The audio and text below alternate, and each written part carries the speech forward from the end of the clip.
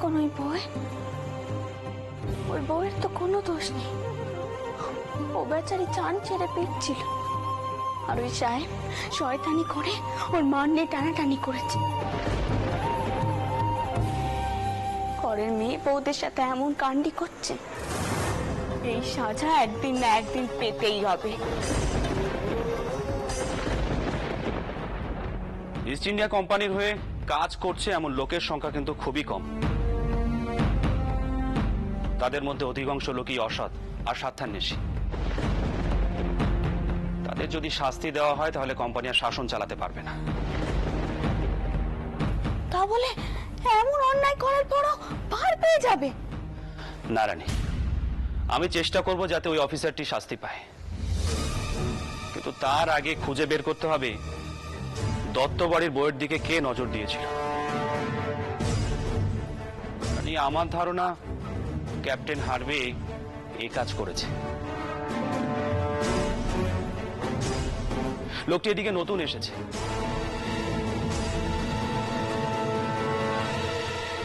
দল বল নিয়ে রাস্তার মধ্যে গোলমাল বাঁধায়, বিনা কারণে মানুষকে মারধর করে। লোকটিকে সচক্ষে দেখার আমারও ইচ্ছে আছে।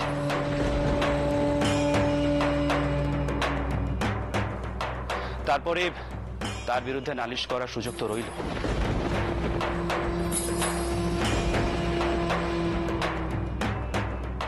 আপনারা সমাজের মাতারা এই অন্যায়ের বিরুদ্ধে রুখে দাঁড়াচ্ছেন না কেন বলুন তো? আপনারা একজোট হলেই তো এই অন্যায় বন্ধ হয়ে যেতে পারে। আপনাদের কথা তো বড় নাট মানে। দেখো রানী, বিষয়টা অত সহজ না। ওরা সবাই গোড়া অফিসার, কোম্পানি বাহাদুরের লোক। আর আমার মনে হয় না যে বড় লাট সবকিছু জেনেও ওদের বিরুদ্ধে কিছু করতে পারবে। ওদের বিরুদ্ধে কিছু করলেই তার অন্য অর্থ বের হবে। কি এতে আবার অন্য অর্থের কি আছে বলুন তো? দেখো রানী, সকলে ভাববে আমরা কোম্পানি বাহাদুরের বিরুদ্ধে যাচ্ছি, কিন্তু তা তো নয়। আসল সমস্যাটা কি জানো রানী? আসলে আমাদের নিজেদের মধ্যে কোনো একতা নেই। আমরা যদি গোড়া সাহেবদের বিরুদ্ধে নালিশ করি তাহলে একদল লোক তাদের নিজেদের স্বার্থে আমাদের বিরুদ্ধে দাঁড়িয়ে যাবে। ও, ওরা গোড়া সাহেব বলে কোনো শাস্তি পাবেনি, পার পেয়ে যাবে, তাই তো? না রানী, তা কেন হবে? কোনো গোড়া অফিসার যদি অন্যায় করে, অত্যাচার করে, তাহলে তার বিরুদ্ধে ব্যবস্থা নিতেই হবে। আচ্ছা, ব্যবস্থা যদি নিতেই হয় তাহলে এখনই নিচ্ছেন না কেন? পরে নিলে দেরি হয়ে যাবে, সবকিছু তখন হাতের বাইরে বেরিয়ে যাবে। বাবা মশাই,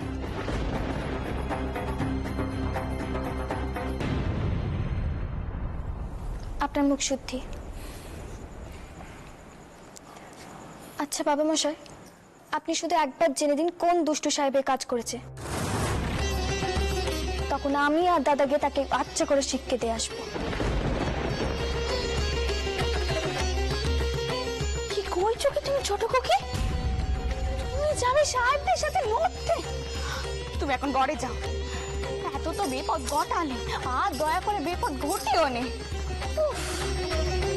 কি হলো কি? যাও ঘরে যাও।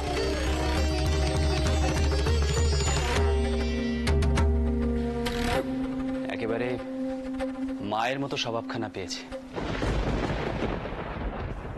তাই তো এমন তেজ। আপনি আমাকে নিয়ে এমন ভাবে ঠাট্টা করবেন না সব সময়। কি করব বলো? জগদম্বার তেজ দেখলে যে সেই বহু বছর আগে হালি শহরের একটা মেয়ের কথা মনে পড়ে। সেই যে কাটারি হাতে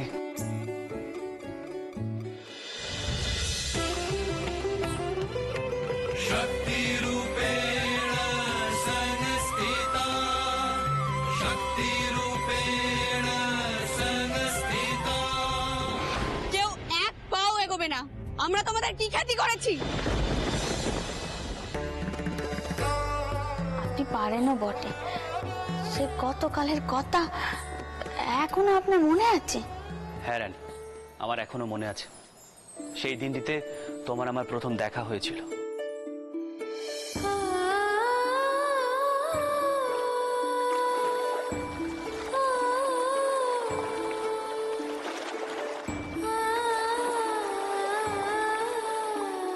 সেই দিনটি কি করে ভুলে যাই বলো তো?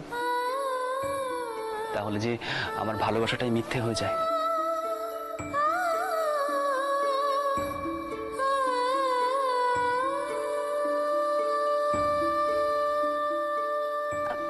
এখন বরং তাক এসব কথা, আপনি দত্ত বাড়িতে যান,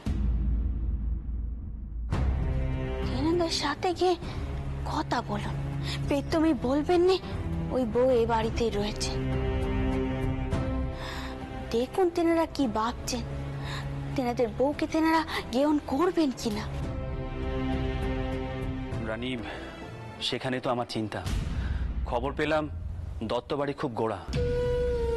কে যে দত্তবাড়ি বউয়ের এত বড় সর্বনাশ করলো। ও হ্যাঁ, তোমাকে তো বলাই হয়নি, আমি ঠিক করেছি কালী বিথারি গায়ে যাব। ও বাবা, একা একা যাবেন নাকি? না না, আপনি নায়ক বসাই আর কৃষ্ণকান্ত টাউকে নিয়ে যান। কথা কইতে কইতে পথে সময় কেটে যাবে। বেশ, তাই হবে। আর দত্তবাড়ির বিষয়টা তো একবার ভাবতে হবে। আচ্ছা রানী, কালকেই কি মেজো জামাই চলে যাবে? হ্যাঁ, তেমন তো কথা। কাল বড় জামাই আসছে, পদ্মর মনটা একটু ভালো হবে, কি বলেন? তা হবে রানী, আমি করুণার স্বামীকে এই বাড়িতেই থাকতে বলবো। যে শর্তে রাজি হবে আমি তার সঙ্গেই আমি আমার মেয়ের বিয়ে দেব। আর জগদম্বার স্বামীকেও এই বাড়িতেই থাকতে হবে। আমি আমার কোনো মেয়েকে আর দূরে কোথাও পাঠাবো না। আপনি আপনার মেয়েদের সৌরগড় করতে দেবেননি, তাই তো? সব বক্ষ নিজের কাছে আগলে রাখবেন। কি করব রানী, ওদের যে ছাড়তে মন চায় না।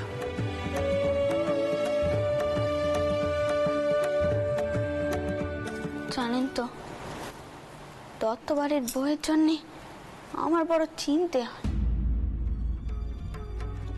কি যে হবে বউটা,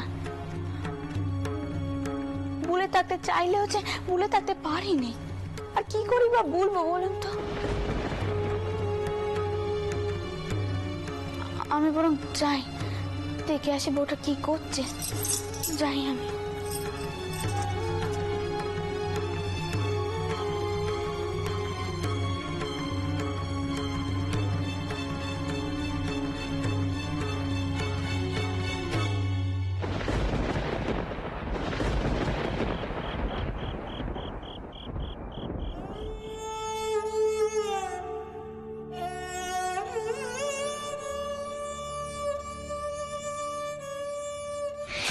আমি নিজে দেখিব কোন আছে।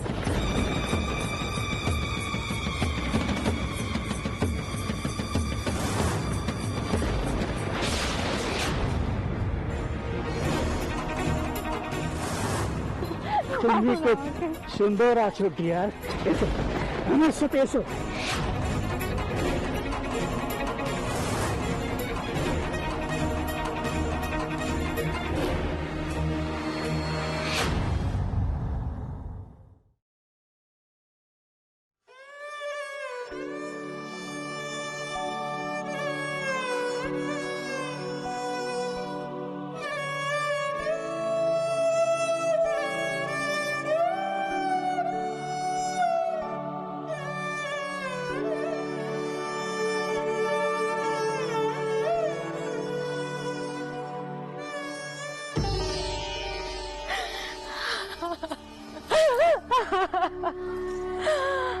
কেঁদো নে বাচ্চা, এমন ভাবে কেঁদো নে। যা হওয়ার তা তো হয়ে গেছে, এতে তোমার কোনো দোষ নেই। আর আমি তেনাকে কয়েছি তিনি তোমার সৌরগড়ে যাবেন কথা কইতে। সেখানকার হাওয়া বুঝে তোমাকে নামে পাঠিয়ে দেব। তুমি আর কেঁদো নে, এখন কেঁদো নে। চোখ মোচো দেখি, চোখ মোচো। আমার কি পোড়া কপাল দেখ, গঙ্গায় চান করে সত্যি হয় বাড়ি ফিরছিল, আর পথে কিনা ওই সাহেব আমাকে ছুঁয়ে চিরজীবনের মতো অশুদ্ধি করে দিল। ওসব নেই, তুমি বেবো নে। আমি তোমাকে কথা দিলাম, যে তোমার এত বড় সর্বনাশ করেছে সে কিছুতেই ছাড়া পাবেনি, তাকে শাস্তি পেতেই হবে।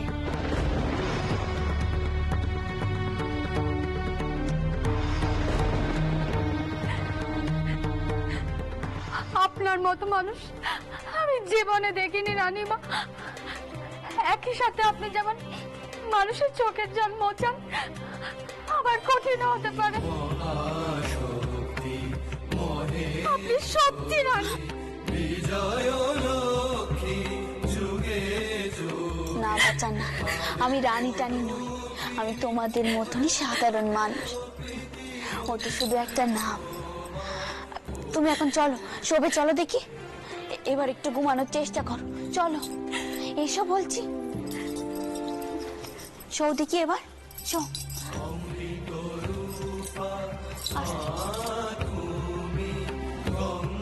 দেখি পাচ্ছ, শো।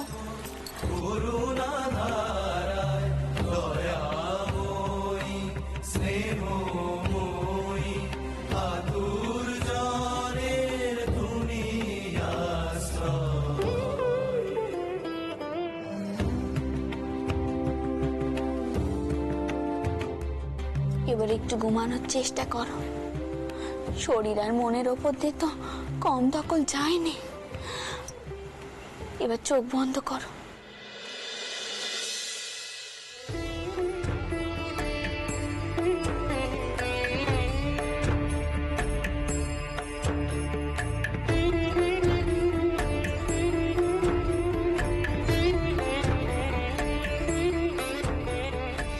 টাওর, তুমি এই বউকে দেখো, টাও দেখো তুমি, যে ওরা এত বড় সর্বনাশ করেছে তাকে তুমি ছেড়ে দিও না, তুমি তাকে শাস্তি দিও, টাও শাস্তি দিও।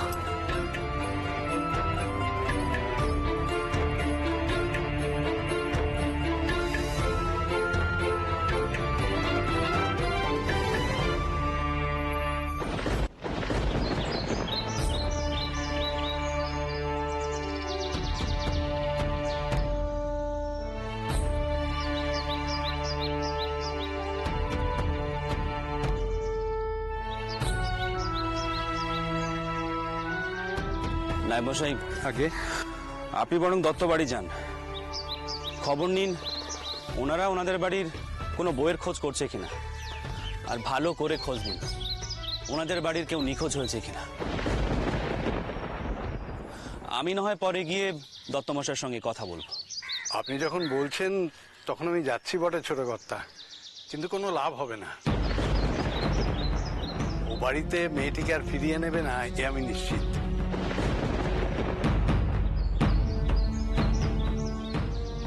মাফ করবেন ছোট কর্তা, ছোট মুখে বড় কথা বলে ফেললুম। কিন্তু নায়েব মশাই, তাদের জানানোটা আমাদের কর্তব্য। তাদের মুখ থেকেই জানতে হবে তারা কি জানে। এই বিষয়টির উপর ওই বউটির ভবিষ্যৎ নির্ভর করছে। যাকে আপনি এগোন, আমি একটু গড়ের মাঠের দিকে যাই, খবর নিয়ে দেখি কোন কোন নতুন অফিসার এসেছে। আমাকে জানতেই হবে এমন কাজ কে করেছে।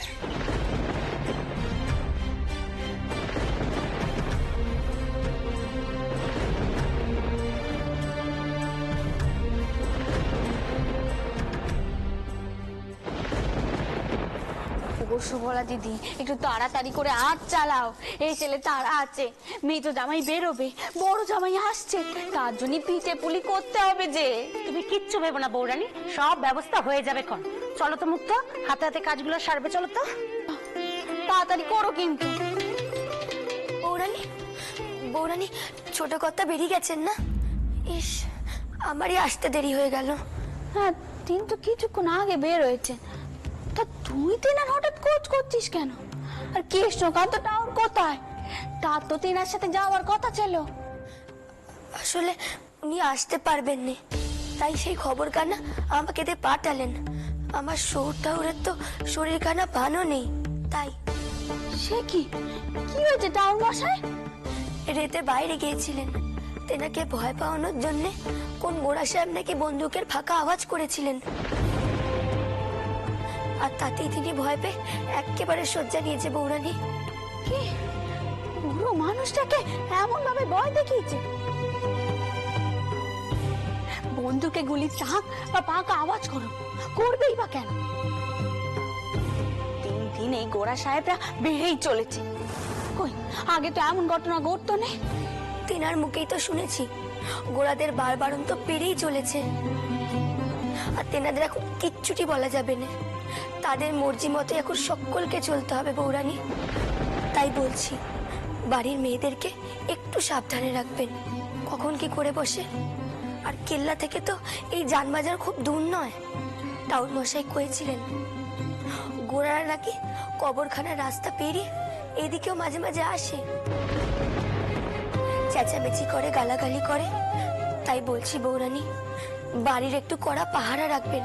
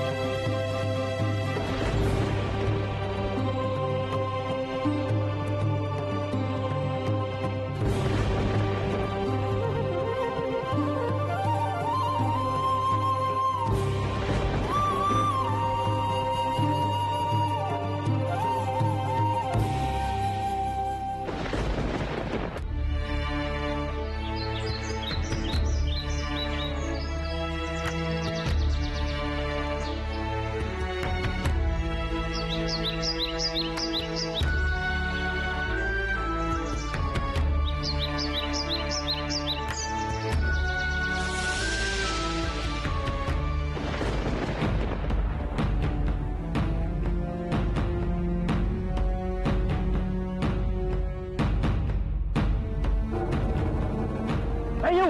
Stop!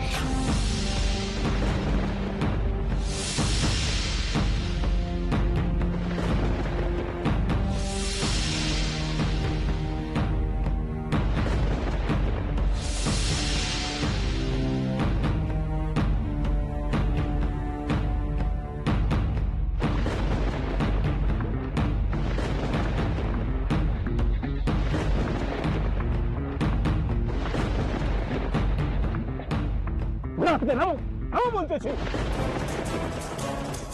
যে পথ দিয়ে আমি ঘোড়া লইয়া যাইতেছি সেই পথে তুমি ঘোড়ার উপর বসে আছো, তাই তো এরকম তো কোনো নিয়ম আগে ছিল না। তুমি আমাকে প্রশ্ন করিতেছ? এই নিয়মই ছিল।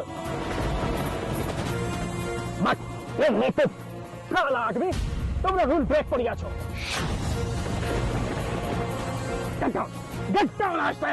সেটা সম্ভব নয়। আপনি জানেন আমি কে? আমি বাবু রাজচন্দ্র দাস, চানবাজারের মারবাড়ির ছেলে। আমি ফোর্ট উইলিয়ামের সঙ্গে আমার বড় কারবার। তাই আপনি বললেই আপনার কোনো হুকুম আমি তালিম করব না। আমি নামিতে বলছি, তুমি নামিবে না। Yes I do dear captain হারবে। সাহসের অভাব আমার নেই, বরং তোমার যদি সাহস থাকে ঘোড়া থেকে নেমে এসো, আমার সঙ্গে লাঠি বা তরোয়াল খেলে দেখাও, দেখি তোমার কত সাহস। তোমরা এদের শাসন করো মানে আমাদের অপমান করতে পারো না।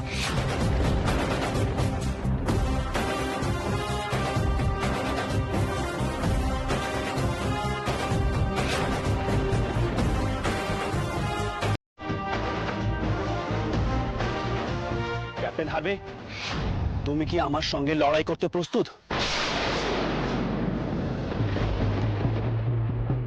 তাহলে লাঠি বা তরোয়াল যা ইচ্ছে তাই নিয়ে আমার সঙ্গে লড়াই করো।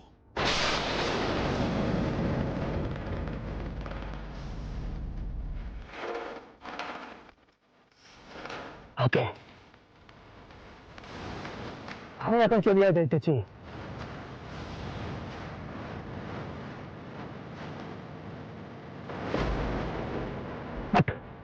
তোমার সঙ্গে আমার আবার দেখা হবে। আমিও সেই অপেক্ষায় রইলাম।